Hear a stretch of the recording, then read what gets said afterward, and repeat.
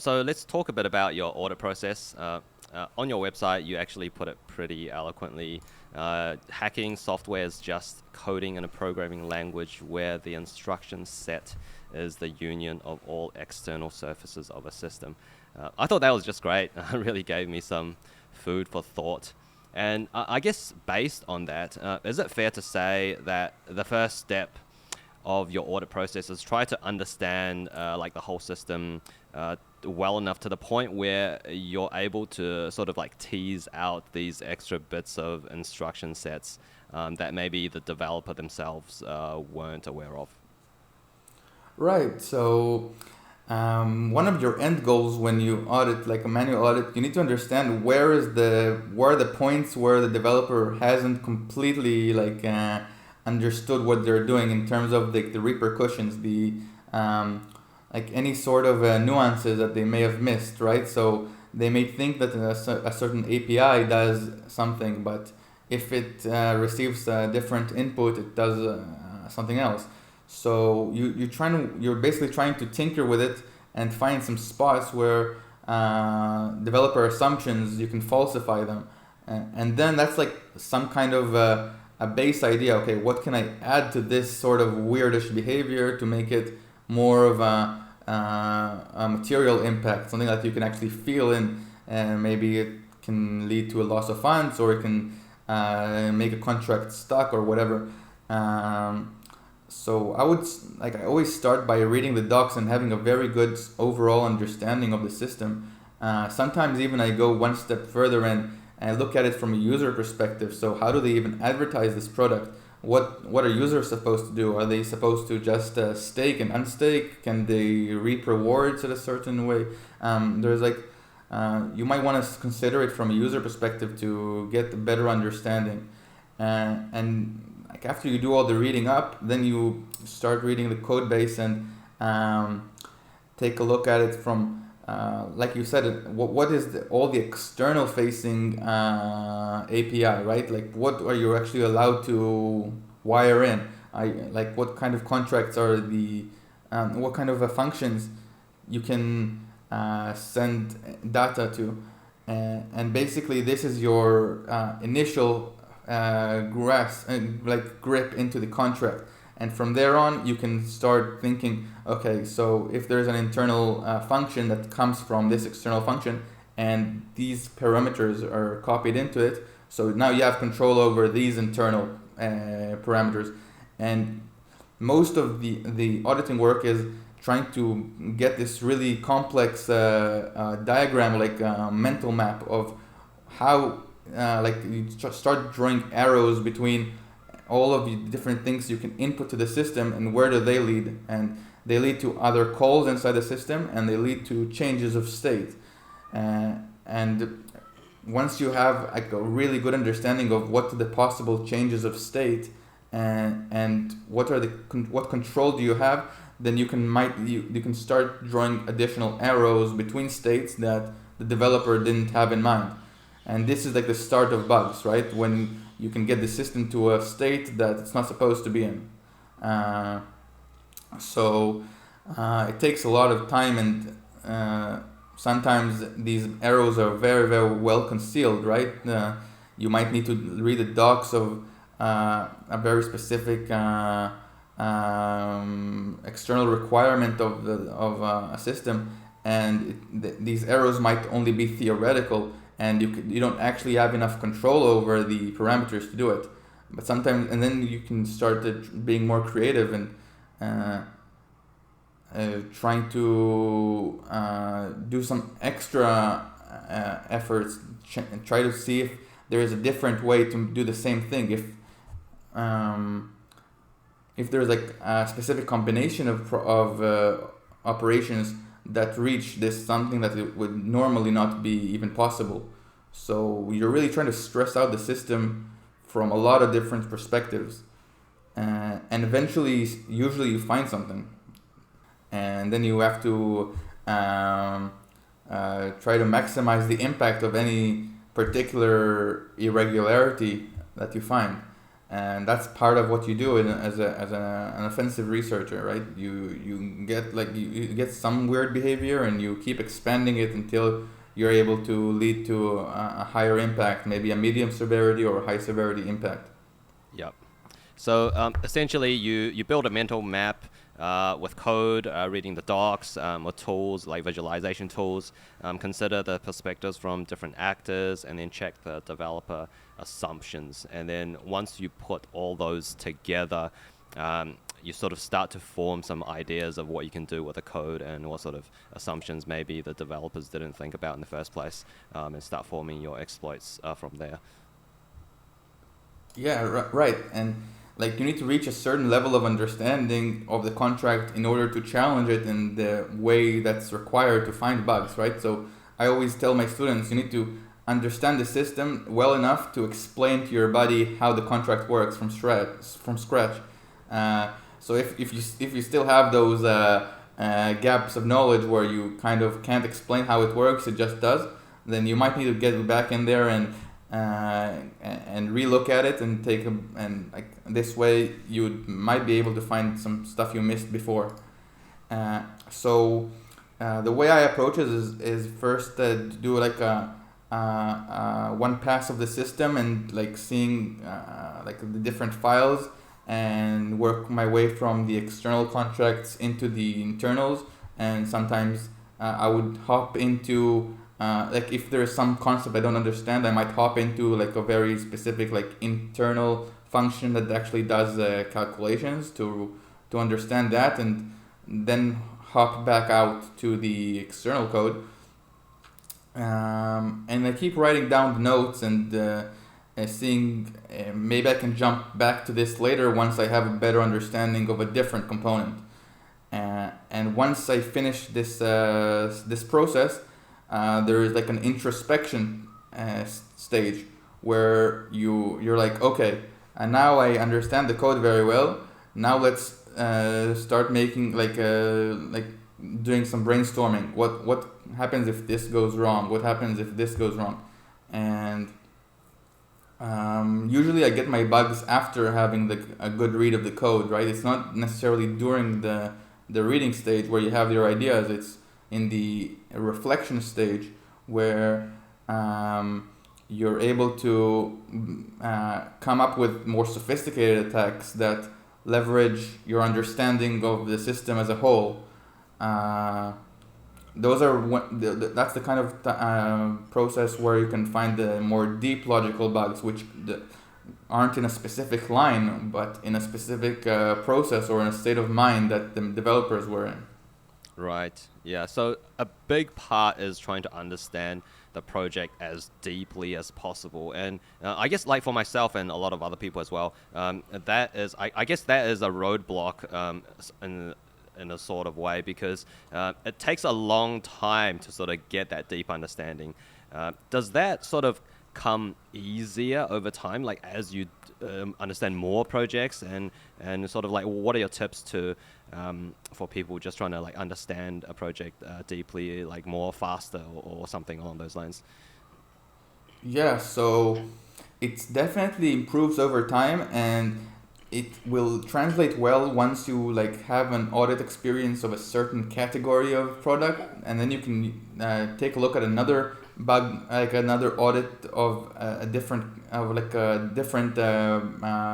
service, but it usually does the same thing behind the scenes. So for example, an NFT marketplace will usually be similar to another NFT marketplace, so it really cuts down on the knowledge barrier that's required to like get into it, and then you can start focusing on the very specific implementation differences, right? Maybe they handle the mapping structure a little differently, and your previous audit will help you in finding bugs potentially in the new one, because you can see what kind of checks there were previously that maybe the new one doesn't do so well, or maybe structures that trim out some important data that should be there. So it's definitely something that translates across new audits, and and even without like being in a specific category, but like on a general level, you have more, you'll be able to grasp new code better the more you do it, right? It's like it's a bit of a skill that you develop over time, and Right. you it's like you can basically decide to do it and spend more time, even though you might not even finish the contest in time, but it will help you develop this skill of understanding code better, and usually you'll get better results than just submitting the very trivial findings that others will, like maybe the safe unsafe transfer, like anything that's easily scannable, right? That's not gonna make you. That's not gonna be any unique finding. Yep.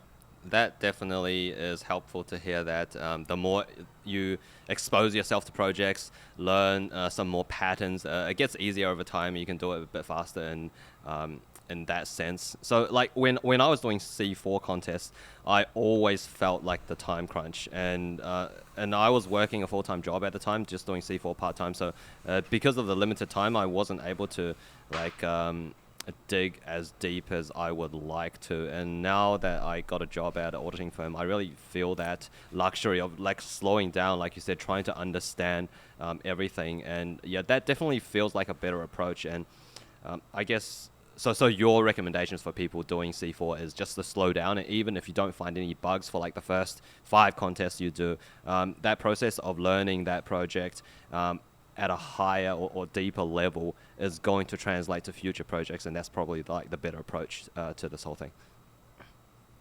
Yeah, I think you're right. And if people like take a time to read audit reports and look what are the issues that are very rare and actually get the higher payouts, there's going to be the ones that you don't just glance over the code and see it, right? It's like requires some greater understanding. So I would say that this kind of proves that it's probably worthwhile to spend the extra time, even though you'd want to like double time and do 2 contests, and like if they're running simultaneously, you might want to give up on one of them and just focus on doubling down on one of them.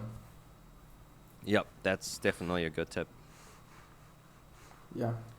And over time, like definitely like the line of code count that you're able to go over, it increases.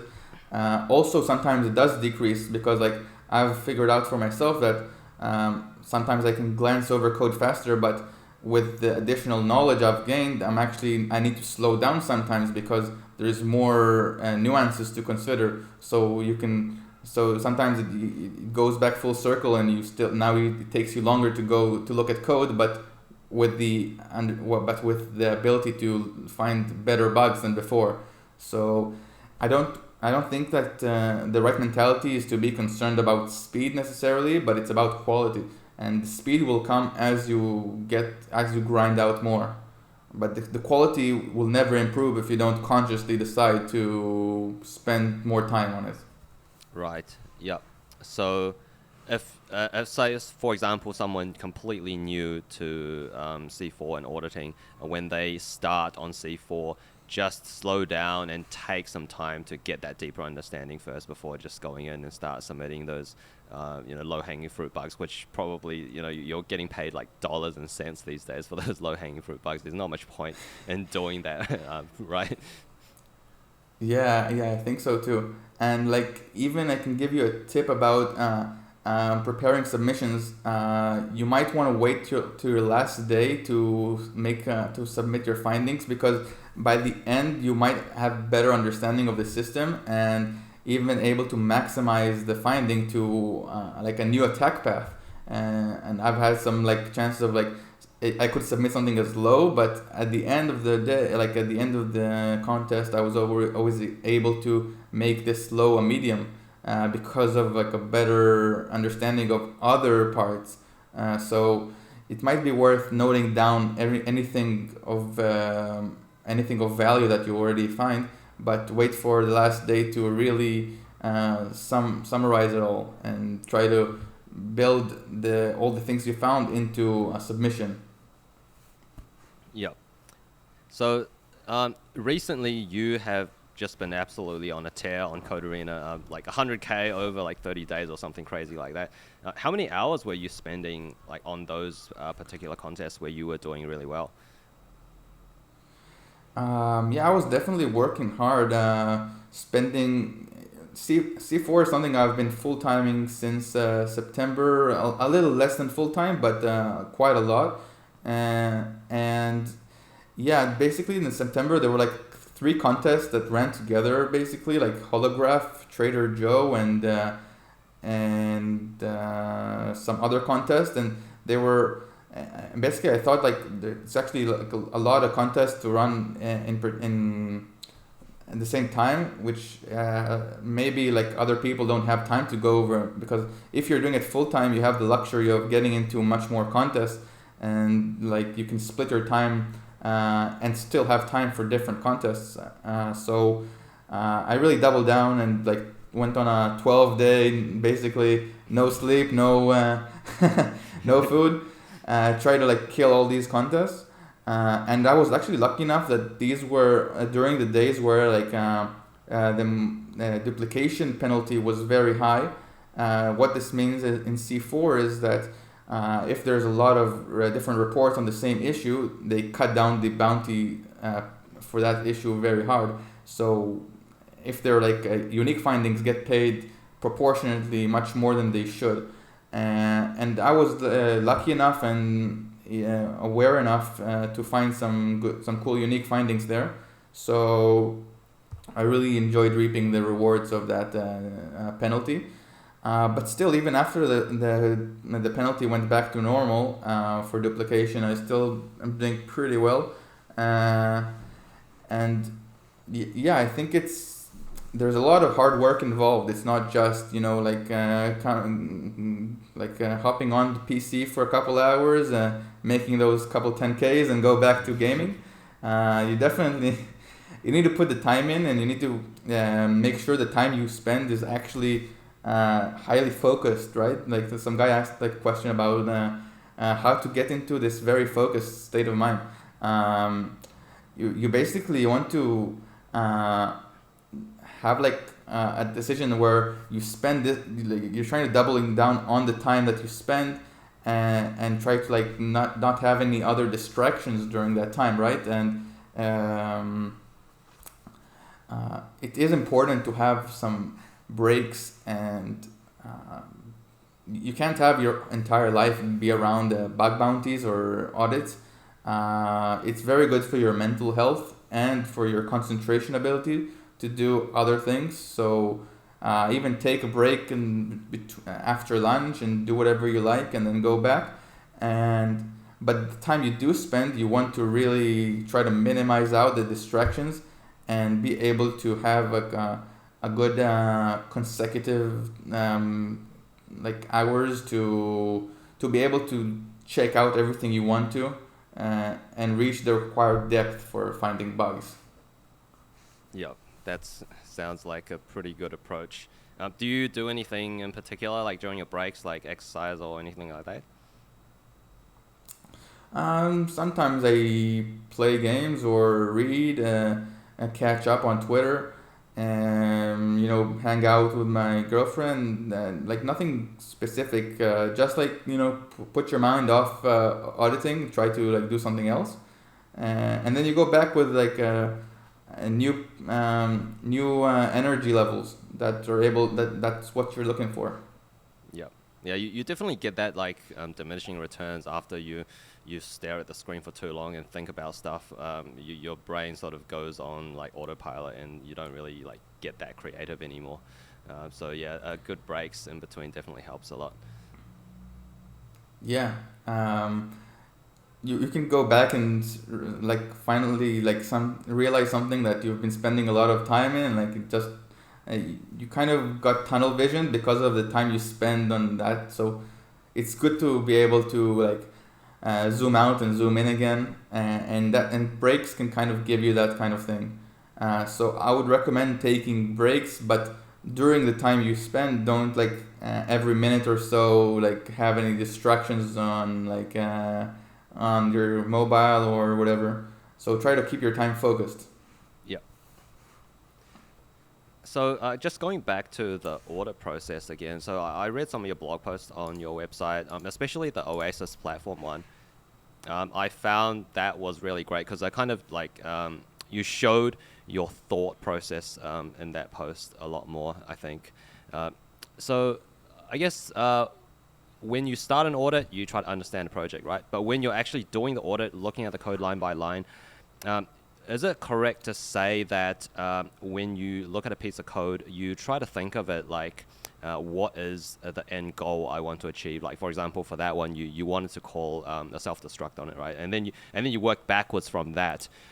Say, like, how could I cause this to happen? And what are the roadblocks that the developers have put into place, the constraints that I'm working with here, and then you try to like think creatively to try and get around those constraints. Is that pretty accurate, like how you work?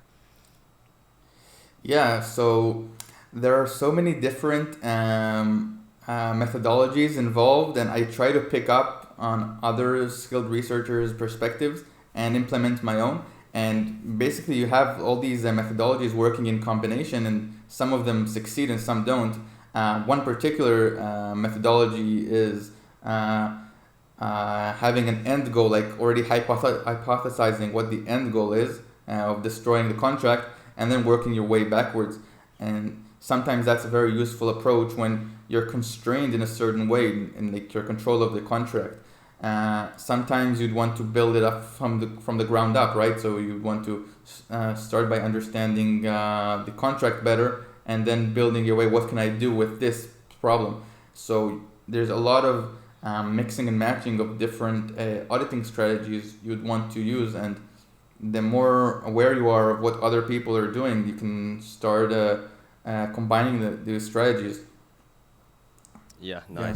nice. So you mentioned one strategy is start with the end goal in mind, and the other one is to like look at the contracts as a whole and see if you can build it from the ground up. Are there any other particular ones that stand out to you that you find quite useful? Um, you can also, for example, in bug bounties, you can think about a very problematic or easy to get wrong pattern and start thinking about what kind of projects might be susceptible to this problem. So this is like more of a looking at it from a very wide perspective of a category of problems. Um, like recently, an Israeli researcher used a poning.eth trick of basically there was like this project that has an issue with delegate calls, right? Delegate calls in EVMs that aren't in that are in different blockchains, and those delegate calls you can basically print money using delegate calls because the message value is cloned again, and you can look at other blockchains and they could say, okay, so we found this particular issue. Maybe it's a systemic issue with other ecosystem projects as well. So you can try and have either your own ideas or existing ideas and see where you can apply these. And this is kind of like it's a little bit about looking at the end goal and working backwards, but you're looking at it from a wide intra-project perspective. And sometimes I've had success by looking at a specific problem and how many different projects could actually be susceptible to it. And sometimes you'd even want to use like scanners and check as many projects as possible at a time to see if they're an issue. Like if there's something that is automatable, you might want to automate it. Yep.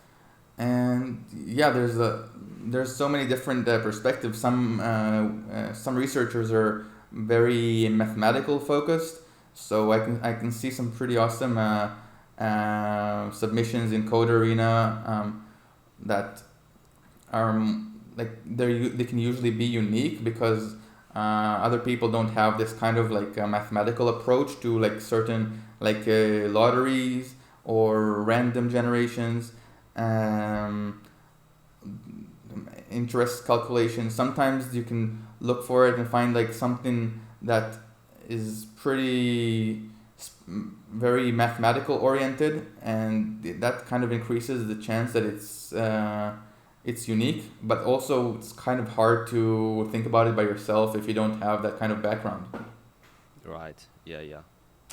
So you mentioned like one class of bug and trying to match it between different projects. I guess that approach would be probably like more suited to something like a Unify, where you get like really good at finding a particular class of bugs, and then you can just scan like the whole of all the code bases on a Unify and see if it's there.